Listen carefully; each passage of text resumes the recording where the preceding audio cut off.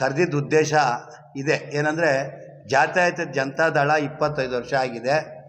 ಅದಕ್ಕೆ ಒಂದು ಸಂಭ್ರಮನ ಆಚರಣೆ ಮಾಡಬೇಕು ಅಂತ ಈ ದೇಶದ ಮಾಜಿ ಪ್ರಧಾನಮಂತ್ರಿಗಳಾದಂಥ ದೇವೇಗೌಡರು ಮತ್ತು ಕೇಂದ್ರ ಮಂತ್ರಿಗಳು ಮತ್ತು ಜಾತ್ಯತೀತ ಜನತಾದಳದ ಅಧ್ಯಕ್ಷರಾದಂಥ ಕುಮಾರಸ್ವಾಮಿಯವರು, ಯುವ ಜನತಾದಳದ ಅಧ್ಯಕ್ಷರಾದಂಥ ನಿಖಿಲ್ ಸ್ವಾಮಿಯವರು ಮತ್ತು ಪಕ್ಷದ ಮುಖಂಡರೆಲ್ಲ ಸೇರಿ 21-22ನೇ ತಾರೀಕು ಬೆಂಗಳೂರು ಕೇಂದ್ರ ಕಚೇರಿಯಲ್ಲಿ 25 ವರ್ಷ ತುಂಬಿರೋದರಿಂದ ಬೆಳ್ಳಿ ಹಬ್ಬ ಆಚರಣೆ ಮಾಡಬೇಕು ಅಂತ ಹೇಳಿ ನಮಗೆಲ್ಲ ಒಂದು ಮೀಟಿಂಗ್ ಕರೆದು ಜಿಲ್ಲಾಧ್ಯಕ್ಷಗಳನ್ನ ಮತ್ತು ಕ್ಯಾಂಡಿಡೇಟ್ಗಳಾದಂಥ ಅವ್ರನ್ನೆಲ್ಲ ಕರೆದು ಮೊನ್ನೆ ಒಂದು 4-5 ದಿವಸದಿಂದ ಅವರು ಎಲ್ಲನೂ ವಿಸ್ತಾರವಾಗಿ ನಮ್ಮ ನಿಖಿಲ್ ಕುಮಾರಸ್ವಾಮಿ ತಿಳಿಸಿದ್ರು.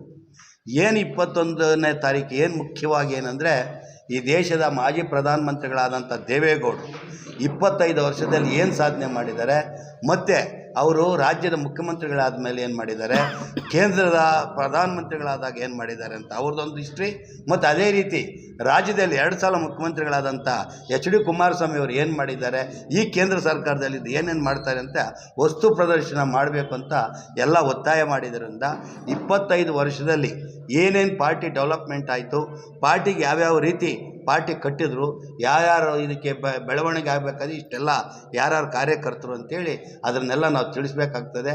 ಆದ್ದರಿಂದ ನೀವು ಎಲ್ಲ ಜಿಲ್ಲೆಗಳಲ್ಲೂ ಪತ್ರಿಕಾಗೋಷ್ಠಿ ಕರೆದು ಒಂದೊಂದು ತಾಲೂಕಿಂದ ಮಿನಿಮಮ್ 250 ಜನ ಯಾರು JDS ಮುಖಂಡರಿದ್ದಾರೆ, ಯಾರು ಕಾರ್ಯಕರ್ತರಿದ್ದಾರೆ, ಯಾರು ಅಭಿಮಾನಿಗಳು, JDS ಅಂದರೆ ಏನು ಅಂತ ಯಾಕೆ ವಿಶೇಷವಾಗಿ ಇಷ್ಟು ಜನ ಬರಲೇಬೇಕು ಅಂದರೆ, ಊರಿಗೆ 5-5 ಜನ ಆದರೂ ಯಾಕೆ ಬರಬೇಕು ಅಂದರೆ ವಸ್ತು ಪ್ರದರ್ಶನ ಇದೆ 21ನೇ ತಾರೀಕಿಂದ 25 ತನಕ ಇದೆ.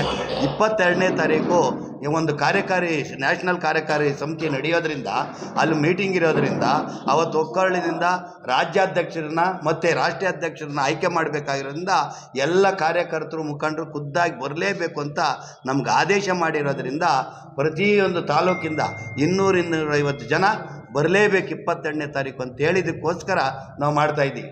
ಇವತ್ತು ದೇಶದಲ್ಲಿ ನಾವು ತಿಳ್ಕೊಬೇಕಂದ್ರೆ ಪಂಜಾಬ್ ಒಂದು ಉದಾಹರಣೆ ಹೇಳಕ್ಕೆ ಬಯಸ್ತೀನಿ. ಪಂಜಾಬಲ್ಲಿ ಭತ್ತದ ತಳಿ ಇದೆಯಲ್ಲ, ಭತ್ತದ ತಳಿಗೆ ದೇವೇಗೌಡರ ಹೆಸರಿಟ್ಟಿದ್ದಾರೆ ಪಂಜಾಬಲ್ಲಿ.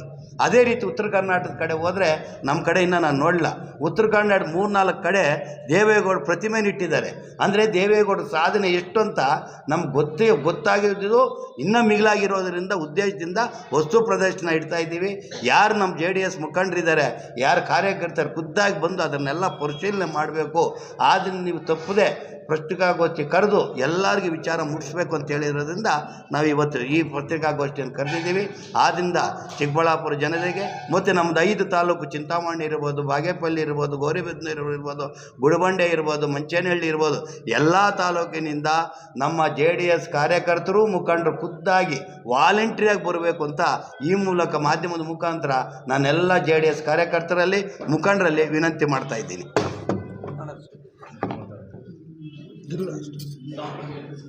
ಒಂದು ಕಾರಣ ಇದೆ, ಏನಂದರೆ ಜಾತ್ಯತೀತ ಜನತಾದಳ ಇವತ್ತಿಗೆ ಉದಯವಾಗಿ 16ನೇ ತಾರೀಕಿಗೆ 25 ವರ್ಷ ತುಂಬಿದೆ. ಅದಕ್ಕೋಸ್ಕರ 21-22ನೇ ತಾರೀಕು ಕೇಂದ್ರ ಕಚೇರಿಯಲ್ಲಿ ಫಂಕ್ಷನ್ ಇರೋದರಿಂದ ಇಡೀ ಜಿಲ್ಲೆಯಿಂದ ಇಷ್ಟಿಷ್ಟು ಜನ ತರಬೇಕು ಅಂತ ಮೊನ್ನೆ ಮೀಟಿಂಗ್ ಆಗಿತ್ತು, ಅದಕ್ಕೆ ಕರೆದಿರೋದು.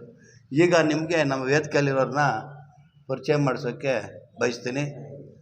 ನಮ್ಮ ಗೌರಿಬಿದನೂರಿನ 2 ಸಲ ಶಾಸಕರಿಗೆ ನಿಂತಿರ್ತಕ್ಕಂಥ JDS ಮುಖಂಡರಾದಂಥ ನರಸಿಂಹಮೂರ್ತಿಯವರು ಬಂದಿದ್ದಾರೆ, ಅವ್ರಿಗೂ ಸ್ವಾಗತ ಕೋರ್ತೀನಿ. ಅದೇ ರೀತಿ ಕಾರ್ಯಾಧ್ಯಕ್ಷರಾದಂಥ KR ರೆಡ್ಡಿ ಅವರು ಬಂದಿದ್ದಾರೆ, ಅವ್ರಿಗೂ ಸ್ವಾಗತ ಕೋರ್ತೀನಿ. ಮತ್ತು ನರಸಿಂಹಮೂರ್ತಿಯವರು ಇರ್ತಾರೆ, ಇವರು ಹೈಕಮಾಂಡಲ್ಲಿ ಇರೋರು. ಇವರು ಯಾವುದೋ ನಮಗೆ ತೀರ್ಮಾನ ಮಾಡಿ ಎಷ್ಟು ಸೀಟ್ ತಗೊತಾರೆ ಅಂದರೆ NDA ಅಂತೂ ಫಿಕ್ಸು, ಇದರಲ್ಲಿ ಅನುಮಾನನೇ ಇಲ್ಲ. NDA ಗ್ರಾಮ ಪಂಚಾಯತಿಯಿಂದ ಹಿಡಿದು ಯಾವುದೇ ಚುನಾವಣೆ ಆಗಲಿ NDA ನಡೀತದೆ. ಅದು ಕುಮಾರಸ್ವಾಮಿ ಅವರು ನಿರ್ಧಾರ ಮಾಡ್ತಾರೆ. ಆ ರೀತಿ ಇವ್ರು ನಮ್ಮವರಿದ್ದಾರೆ, ಇವ್ರು ನಿರ್ಧಾರ ಮಾಡಿ ಇಷ್ಟು ಜನಕ್ಕೆ ನಾವು ಅಂತಂದಾಗ ನಾವು ಜಿಲ್ಲೆಯಿಂದ ಮೀಟಿಂಗ್ ಕರೆದು ನಾವು ಡಿಸೈಡ್ ಮಾಡ್ಕೊತೀವಿ. ಎಷ್ಟು ಜನ ಹೋಗ್ತೀರಿ ಸರ್? ಹೇಳಿದ್ದೀವಲ್ಲ, ತಾಲೂಕು 250 ಅಂದರೆ ಆಯ್ತಲ್ಲ, 1,25,000 ಜನ ಆಯಿತು. ಜಿಲ್ಲೆಯಿಂದ 1,500 ಜನ, ಹೆಚ್ಚು ಕಮ್ಮಿ 1,500 ಜನ ಹೋಗ್ತೀವಿ. ನರಸಿಂಹಮೂರ್ತಿ ಅವರು 2 ಮಾತು ಹೇಳಬೇಕು. ಏನು ಪಕ್ಷ ಬಿಟ್ಟು ಹೋಗಿರೋದನ್ನ ಸಂವಿಧಾನ ಕರ್ಕೊಂಡ್ಬಿಡುವಂಥದ್ದು ಈ ಥರದ್ದು ಏನನ್ನ ಮಾಡ್ತೀರಾ? ಉದಾಹರಣೆ CM ಅಭಿಪ್ರಾಯ ಮಾಡ್ಬೋದು ಎಲ್ಲ ಅದೆಲ್ಲ ಬಿಡೋಣ, ಅದೆಲ್ಲ ದೊಡ್ಡ ಕಾರ್ಯಕ್ರಮ ಅದೆಲ್ಲ ಹೈಕಮಾಂಡ್ ನಿರ್ಧಾರ. ನಮ್ಮದೇನು ನಾವು ರಾಜ್ಯದ ಸ್ಥಳೀಯ ಇವರೇನ ಪ್ರಾರಂಭ ಮಾಡ್ತಾರೆ ಇಲ್ಲ ಅದು ಹೈಕಮಾಂಡ್ ಅವ್ರ ಹೈಕಮಾಂಡ್ ಅದನ್ನೇ ಹೇಳಿದಣ್ಣ, ಹೈಕಮಾಂಡಲ್ಲಿ ಏನು ನಿರ್ಧಾರ ತಗೊಂತಾರೋ ಅದಕ್ಕೆ ಬದ್ಧ ನಾವು ಅಷ್ಟೇ, ಬೇರೆ ನಮ್ಮ ಹತ್ರ ಉತ್ತರ ಇಲ್ಲ. ನಾವು ಸೇನಾಧಿಪತಿ ತಾಲೂಕು ಅಧ್ಯಕ್ಷರೇ ಆದೇಶ ಕೊಟ್ಟರೆ ರವೀಂದ್ರ ಅವ್ರು ಮಾತಾಡಿದೆ ಮೊನ್ನೆ ನನಗೆ ಗೊತ್ತಾಗಿತ್ತು, ಯಾರು ರೈತರು ಒಬ್ಬರು ನಾಯಕರು ನನಗೆ ಫೋನ್ ಮಾಡಿದಾಗ ನಾನು ಇಮಿಡಿಯೇಟ್ ಡಿ ಸಿ ಅವ್ರಿಗೆ ಮಾತಾಡಿದೆ, ಯಾಕೆ ನೀವು 10 ದಿವಸಕ್ಕೆ ಏನಕ್ಕೆ ಇದಕ್ಕೆ ನೀವು ಮಾಡಿದ್ದಾರೆ, ಯಾರು ಹೇಳಿದವ್ರು, ಸರ್ಕಾರ ಆದೇಶ ಬಂದಿದೆಯಾ, ಯಾಕೆ ಕೊಟ್ರಿ ಅಂತ ಕೇಳಿದೆ. ಇಲ್ಲ ಅದನ್ನು ಮಾರ್ಪಾಡು ಮಾಡ್ತೀನಿ ಅಂತ ಹೇಳಿದ್ದಾರೆ. 2-3 ದಿವಸದಲ್ಲಿ ಅದೇನು ಮಾಡಲಿಲ್ಲ ಅಂದರೆ ಅದಕ್ಕೆ ನಾವು ವಿರೋಧ ಇದ್ದೀವಿ.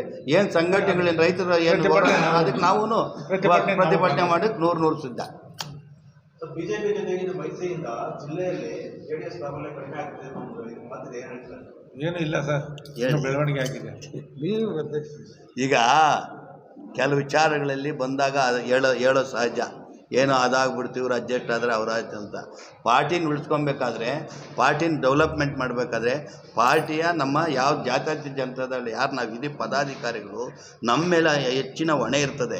ನಾವು ಸರಿಯಾಗಿ ಸ್ಪಂದನೆ ಮಾಡಿ ಸರಿಯಾಗಿ ನಮ್ಮ ಕ್ಯಾಂಡಿಡೇಟ್ಗಳನ್ನ ನಿಲ್ಲಿಸಿ ನಾವು ಓಡಾಟ ಕೊಟ್ಟಾಗ ಪಾರ್ಟಿನ ಯಾರು ಕಿತ್ಕೊಳಕ್ಕಾಗಲ್ಲ, ಕ್ಯಾಂಡಿಡೇಟ್ನ ಬದಲಾಯಿಸೋಕ್ಕಾಗಲ್ಲ, ಅವ್ರ ಕೈಯಲ್ಲಿ ಏನು ಕುಗ್ಸೋಕ್ಕಾಗಲ್ಲ, ಏನೂ ಮಾಡೋಕ್ಕಾಗಲ್ಲ.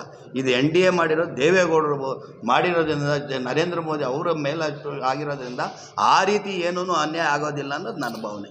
ನೀವು ಇದು ಹೇಳಿ ಸರ್, PID ಬ್ಯಾಂಕಲ್ಲಿ ನಮಗೆ 8 ಸೀಟ್ ಕೊಟ್ಟಿದ್ರು, 8 ಗೆದ್ದಿದ್ದೀವಿ. TMC ಎಷ್ಟು ಕೊಟ್ಟಿದ್ರು.